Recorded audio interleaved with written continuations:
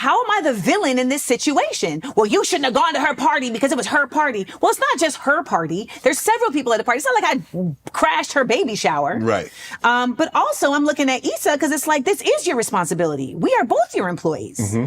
And this is a part of leadership. This is the important part of leadership. And that's what makes leadership so annoying, is you got to manage people. Yes, you do.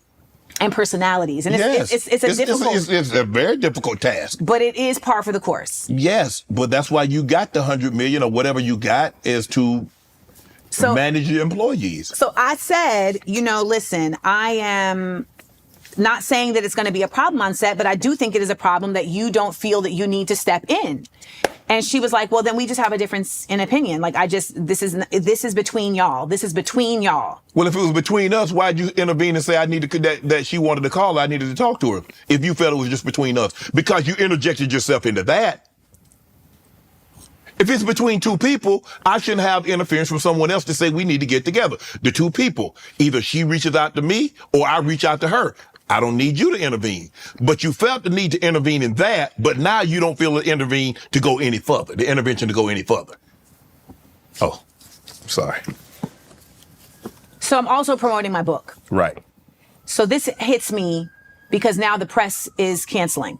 So this is now affecting me professionally. And I didn't do shit. Right.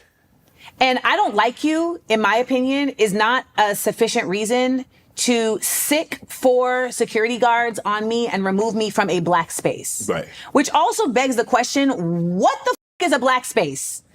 Because we like to claim that they're safe spaces mm-hmm. and, that they're for us. But at this point, black spaces are it's just black faces. Right.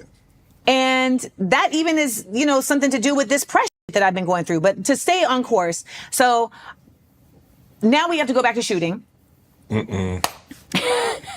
Uncomfortable. I'm uncomfortable. And I ain't even on set. And nobody's saying nothing to me. Everybody knows, because at this time, it's just the women shooting. Everybody knows what's going on. They don't say nothing to me. And that's just fucking mean. It's mean. They don't say nothing to me. And let me tell you, from the beginning, I've been trying with these ladies. Because I want to make community everywhere I go. I done invited them to my house. They didn't come. I brought them gifts. They said thanks. I tried to plan a retreat. They said we don't want to go. I created our group chat for the show. I created game nights for the show. Nobody participated. I mean, eventually, but reluctantly. But I'm trying to do this, because I think that this is. It's like when I walked in and I was like, I feel like it's my role to make you feel comfortable. Like, I feel like that's my way of getting around this stigma that people like to put on me that ain't got shit to do with how I really exist. Okay. And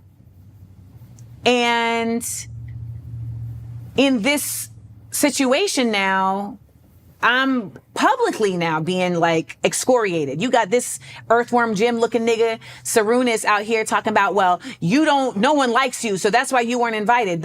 What's hilarious about that is that we were only in 2 scenes together. So this is not somebody that really knows me. But you know what the other thing is, Shannon Sharpe? What happened? This is a brother who ended up having a child with someone on the show. And when he had the child, there was rumors that were going around that he was not claiming the child. Mm-hmm. And so these people had started talking about it. Mm-hmm. But the people that are talking about ain't my people. I'm not involved in it, but I hear it because we on set. Right. And then he come around and it's, hey, I don't like that. Mm. Hey guys, welcome back to my channel. My name is Lex, and I would absolutely love it if you want to support this channel, support this content. If you would like, share, comment, and subscribe, because all of that helps me to continue creating. It helps the videos to grow. It helps me to keep creating content. So this is gonna be another kind of pop culture hot take video, a little detour from from the Circle recaps and the Never Ever Met recaps that I am currently doing. However, you can expect those videos as well within the next couple of days. I just feel like there is some pop culture stuff that I want to talk about. So I would absolutely, especially love it if you guys would check these videos out too, show them a little love, you know, comment on them, because I like doing pop culture videos, but you know, obviously there are times where if you do a video, you put a lot of time into it and no one's really interested in it, it feels some type of way. So I would love it if you would give these videos a chance as well. Thank you. And of course, thank you for your support for those of you guys who are here. So today I just want to talk a little bit about the Amanda Seales interview, because I did make an Amanda Seales video a while back. I'll link it in the cards. But I made an Amanda Seales video when the situation happened with her ranting about not being invited to the BET Awards, even though she has hosted it. Was it the BET Awards or whatever award show it was that she had hosted, but she was not invited back? And I really debated if I was going to make a video on this particular interview, because I think we all know by now that Amanda is an incredibly polarizing figure. I think there is a lot of strong opinions on Amanda. And I think in general, when you are a Black woman and you kind of deviate from certain norms, there's a lot of opinion on you.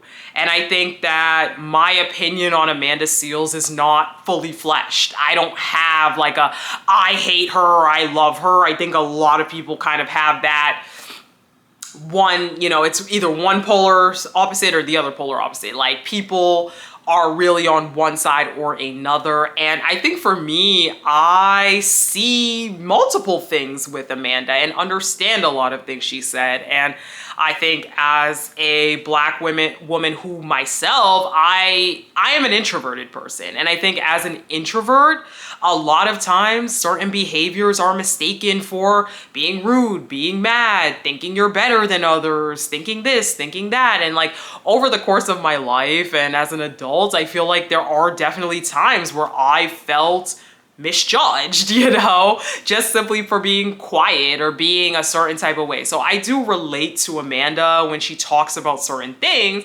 However, I do think there are also parts of Amanda where I don't see a person who takes accountability. I see a person who maybe does have some work to do on the way that she kind of presents herself. And so I'm very in the middle of it all. And I think she's a polarizing figure. So I will say I did not watch the full 3 hours of the interview. I watched, I think about 2-ish hours, maybe a little bit under that. And I'm not gonna hold you, this interview was very hard for me to watch. I think the first hour was rough. Like, I'm gonna say this from day one.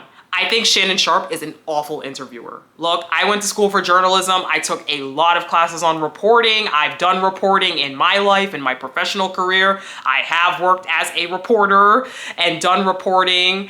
And all I will say is that Shannon Sharpe is a terrible interviewer. All of the Club Shay Shay interviews I've watched are not good. Luckily, he's very lucky that his guests can talk and can carry an interview, because I think if it was up to Shannon to carry the interviews, these interviews would be really rough. I think that he does not know about the person he's interviewing. I think we saw this with Amanda. He did not even, this man tried to say, you have a white mom, you have a white dad, because the woman's light-skinned. So I understood why that upset her, you know, and she's Grenadian. And actually, I am Grenadian as well. My mother is from Grenada. So I was like, Grenadian pride, yes, another Grenadian. I love finding other Grenadians because Grenada is so small, y'all, that it's so crazy whenever you find another Grenadian. But yeah, off the bat, it's like, how are you interviewing someone and you don't even know that she's not half white or she's not biracial? So for me, like things like that, I think that there's that. I think Shannon also is an interviewer that is clearly biased. And I'm not saying that there's anything wrong, like we all have bias, but when you're interviewing someone, you should not be able to tell that you don't really like the person or that you don't really want the person to be in front of your face. Like I feel like Shannon just sits there staring, and shaking his head, and that's bad interviewing. Why are you letting her talk on and on and on and on and on and on and on, and you're not having a conversation with her? It came off very like interview-like. Well, it's an interview. Not interview-like. I mean like job interview-like, you know? Whereas I think a good interview is a conversation. That's my honest opinion. So there's other reasons why I think Shannon Sharpe is a bad interviewer, but I just think he is a terrible interviewer. That being said, I know that Amanda personally asked Shannon to be on his show, which I do find to be very interesting, considering that it didn't seem like she was that happy with him. After the show, Amanda obviously talked a lot of ish about Shannon, and for me, it's like, did you not do research on this person that you wanted to interview you so bad? I think obviously Amanda is blackballed from Hollywood. Most people do not want to interview Amanda Seales, interact with Amanda Seales, be around Amanda Seales. But I did find it very interesting that her team asked to interview with him, and yet she was kind of upset about his interview style. It's like, girl, did you watch his interviews? So I don't know. For me, very weird situation. So there's a couple of main points that I want to hit on in this interview and then kind of just give my thing. This is not going to be super long. I just did like a 45-minute video on the Drake and Kendrick beef, and I can't believe I talked that long about that, so this is gonna be pretty short. So one story that Amanda tells in the interview is about how she felt like she had a racist white teacher. Basically, she discusses this story that when she was in school, she corrected a teacher, and the teacher got very upset and called her mom, and her mom basically like came to her defense and was like, oh, that's just Amanda, like that's just how she is. And so she was discussing this story to Shannon, talking about how she felt like it was racism. And Shannon was like, well, maybe the teacher just didn't like being corrected. And I thought this was an interesting story because number one, I'm like, girl, how you grew up in a Grenadian, like I said, any Caribbean or Grenadian person will tell you, like, the first thing you learn is never to correct an adult. Like, I never in my life corrected a teacher. I was way too afraid. Maybe that's just me, but I was way too afraid to correct the teacher or correct any adult in my life, to be honest. Even to this day, I am an adult. I am 27 years old, and I still am afraid to correct adults. Like, I'm not an adult myself. But anyway, so I thought the story was interesting because I don't know that I think it was racism. And this is like started to create those building blocks for me with Amanda, where I feel like Amanda never ever recognizes when she's in the wrong. I think two things can be right at once. You know, where sure, it's a possibility that the teacher may have been being racist. You know, I'm not going to deny that story because, again, as a Black woman, racism does exist and many people are racist towards us.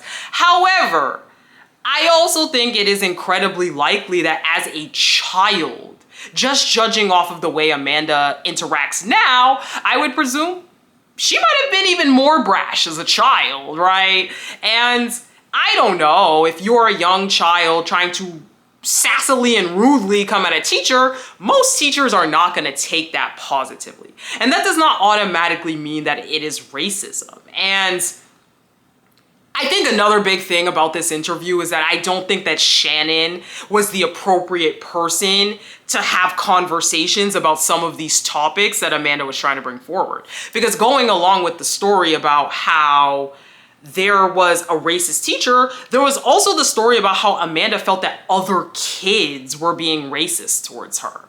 And Shannon said, kids can't be racist. And I was like, again, this is where I say, I think Shannon does not have the bandwidth to talk about these topics because he's saying kids can't be racist.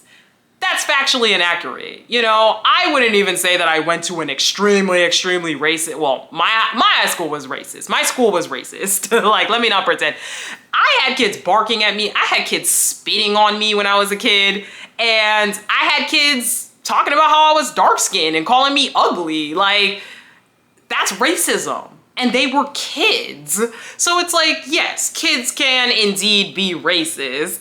I thought that was a blanket statement that was very frustrating. And again, for me, it's like, I wonder why it is that Amanda wanted Shannon to interview her so badly, because like, this man clearly doesn't have the bandwidth to have these conversations.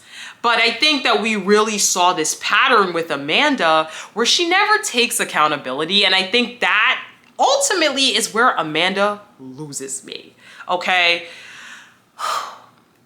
The next big thing that we touch on in this interview is Amanda's autism diagnosis. And this has obviously gone very, very viral because Amanda in the interview claims that she was diagnosed with autism 45 days prior to the taping of that interview. I have not been clinically diagnosed by a doctor because I'm not paying $10,000 to do that. And most people will tell you that at this age, you don't need a clinical diagnosis in that sense.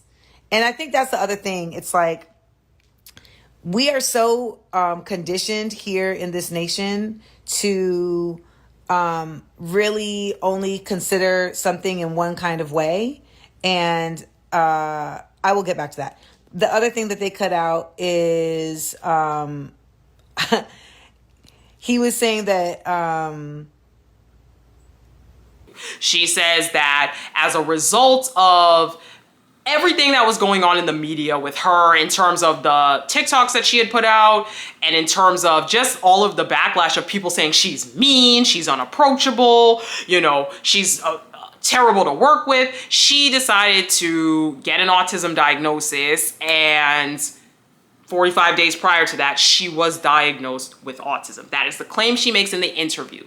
Shannon Sharpe pushes back a little. Again, as an interviewer, I don't know that I loved it, but I will say this did not look good for Amanda. This did not look good for Amanda at all. So Shannon Sharpe asks, were you clinically diagnosed? And Amanda says, yes, there is a clinical diagnosis for autism, deflection. And Shannon says, yes, but like, were you? She starts to get very upset. And I actually watched this, like, as, you know, this was part of the like 2 hours that I did watch. And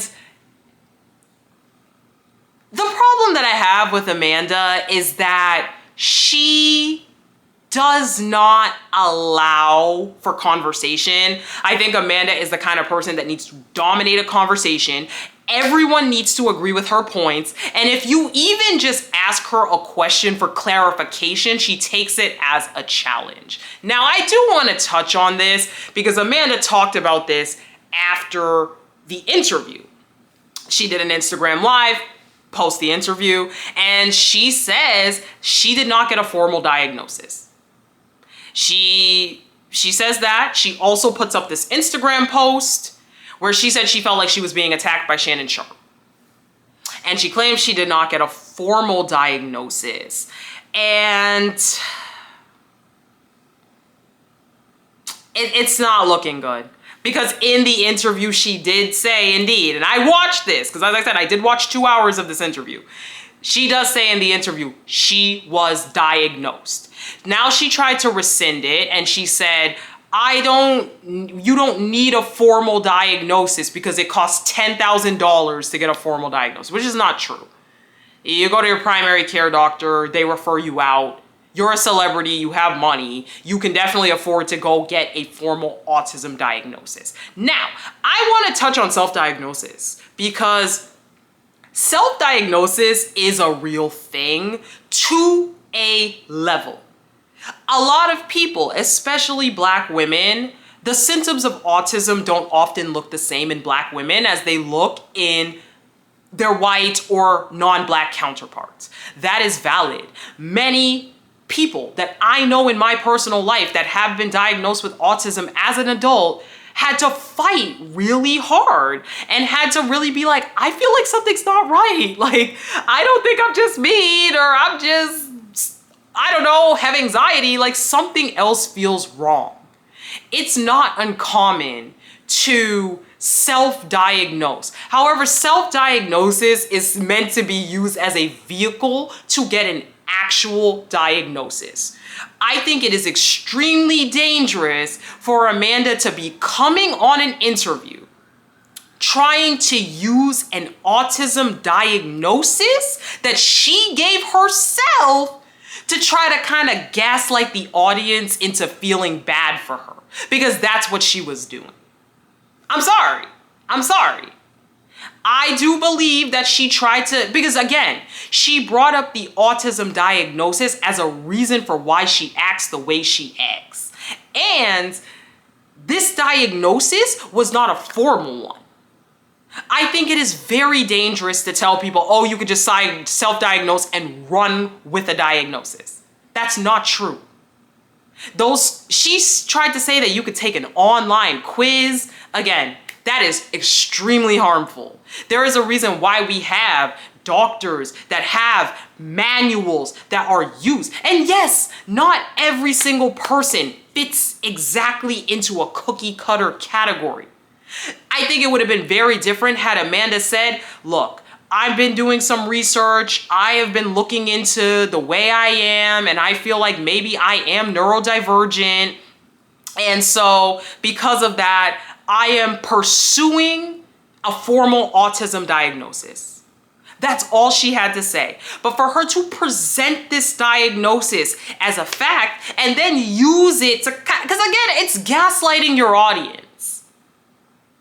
And I think that's what I don't like about Amanda, is that it's never, oh, I am maybe a bit abrasive. I am a bit rude. I am a bit angry. I am hard to work with. It's never any of those things. It's always, oh my God, everybody's out to get me. You guys don't get me. I have this. I have that. I'm neurodivergent. That's why. It's like, girl. Like, I don't know, and I say this as somebody where, like, there are times where, like, I don't know, like, I have my own things too, and I had to learn, like, if I want people to like me, I have to understand the way that I am coming off to people.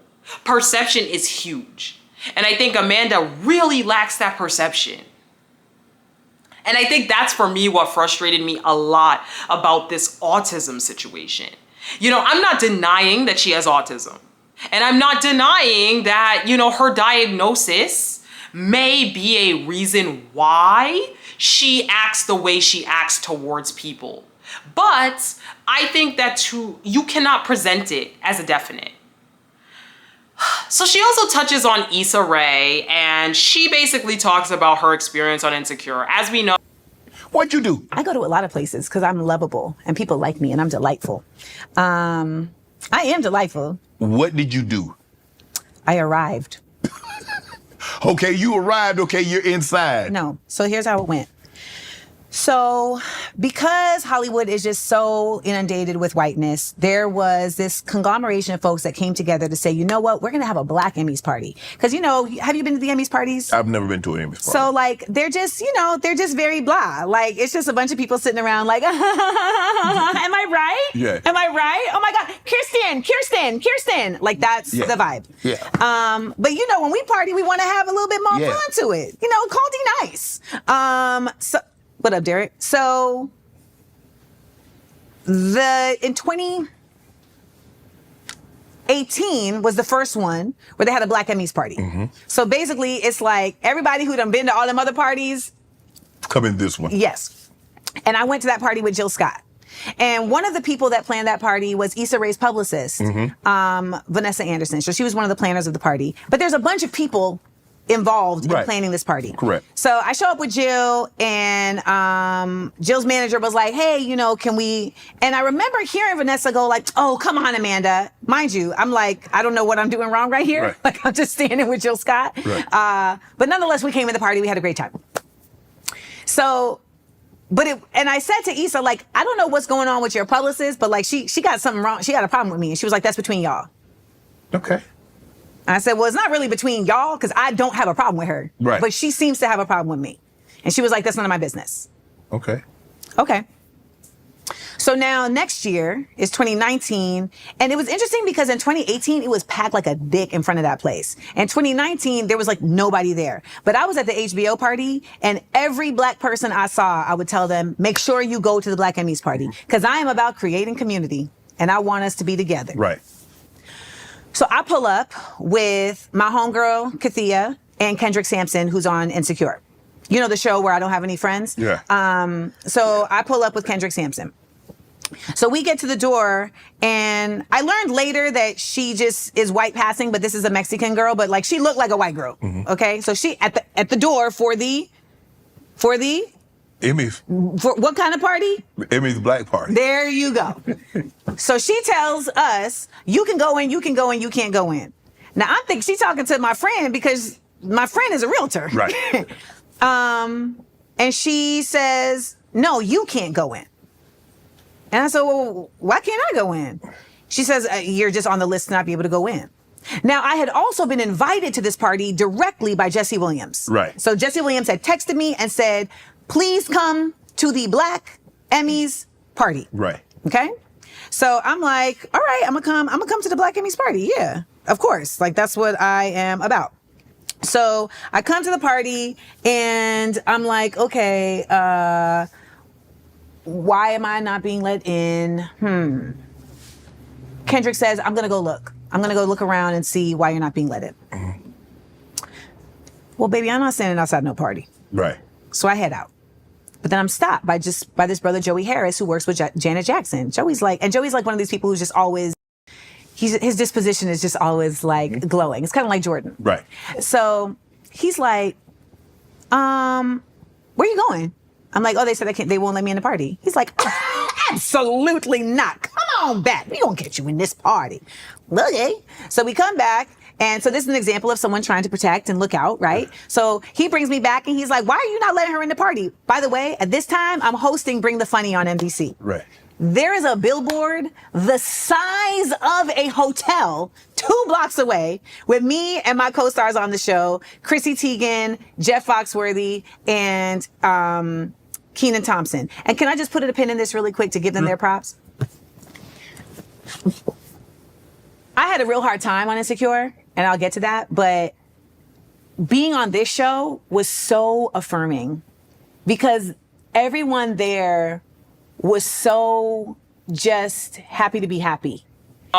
Amanda was not well liked on Insecure. She did not really get along with Issa. She does not get along with any of the other cast, and she experiences and details on the set that she does not feel like she was treated very well. She was not protected as a Black woman, and just overall did not like the way she was treated. So she goes into a lot of the conflict that happened during Insecure. She details a couple of different stories of the on-set experience. There was a lot of beef, I guess you could say, that she had with Issa Rae's publicist. And I will say this. I think obviously it is an interesting dynamic that Issa was both her boss and her coworker, because obviously Issa played on the show, but she also is the writer of the show. So I do think that created an interesting environment. And I do believe that, you know, it is up to Issa to ensure that everybody feels comfortable. But again, Amanda details how she hosted retreats, you know, she called people, she invited them to her house, she started a group chat. And I go back to this same thing. I believe Amanda is a smart person. I believe Amanda is very intelligent. She is incredibly intelligent. You listen to her talk. Amanda, the activist, is brilliant. I think Amanda, the Hollywood star, is really a disaster. But Amanda, the activist, is so brilliant. And so for me, I think that, sorry, this is all over the place. One other thing that Amanda said was that she tried to make everyone feel comfortable on set because she knew that people often didn't feel comfortable with her. And I did feel like it hit a little bit because, you know, again, like I know, like I had a lot of time in my life as well where I was not like Amanda Seales. I was an introvert and I had to learn, even as an introvert, like I'm not necessarily doing something to intentionally harm people, but like sometimes a certain facial expression or a certain attitude or demeanor can make people think of you a certain way, whether it's intentional or not. And I think that's the problem with Amanda, is that I don't think she realizes that just because something's not intentional doesn't mean that it's not harmful. I think that she, again, there comes a point where if everybody you're around doesn't like you, you're the problem. I'm sorry, you're the problem. Nobody on Insecure gets along with you. Nobody on any of the other shows you're on. Nobody in Hollywood wants to talk to you. Shit, they don't even want to invite you back for an award that you hosted. At some level, it's not just everybody else. There are so many other look at Issa. Issa is successful. Everybody loves her in Hollywood. I'm not denying that Amanda has, you know, I'm not denying that things happened where it's a potential possibility that Amanda could have been mistreated because of, you know, bias.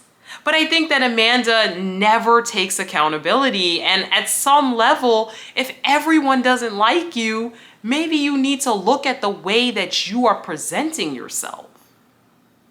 It's hard, but sometimes you have to. I think Amanda also tried to talk about reverse colorism. And again, Amanda is always a victim. Reverse colorism does not exist. I am not saying as a light-skinned woman, you are not bullied for being black. But there is no such thing as reverse colorism. And I actually think it's interesting that Amanda never wants to acknowledge the privilege that she has had as a light-skinned black woman. But again, well, all of what Amanda is missing is that a lot of life is about perception. If you are going around screaming, yelling, cussing, being loud, making 32 Instagram stories, people aren't gonna like you. Even in the interview with Shannon Sharpe, I mean, this woman literally was so hostile. And don't get me wrong, I think Shannon Sharpe is a terrible interviewer, but you asked to be on this man's show. You know, and she's so hostile. She is so angry. And it's like, I'm sorry, but that hostility and that anger is not approachable to anybody. And that's not because you're black, sis. It's because you're not approachable. So, I don't know what to say. I think Amanda, as I said, Amanda the activist is brilliant. Amanda the Hollywood star needs a lot of work if she wants to be in these spaces. And I've always said from day one, no black woman needs to minimize themselves, squash themselves, or be anything that they are not. But then you also have to accept that if you want to be who you are, that sometimes people aren't going to like it. If you want to run with the big dogs and be loved and accepted, you have to play their game. You have to play their game. If you want to be Amanda, the outspoken activist, you have to understand that that's going to alienate many people. Many people who are outspoken, speak their truths, things like that, they're not running with the big dogs. You can't have both. So that's all I have to say. It looks like my camera's overheating actually. So if you like the video, please like, share, comment, and subscribe. It lets me know that you guys enjoy this content and you support me, support the channel. Thank you very much if you watched until here, and I will talk to you guys in the next video. Bye.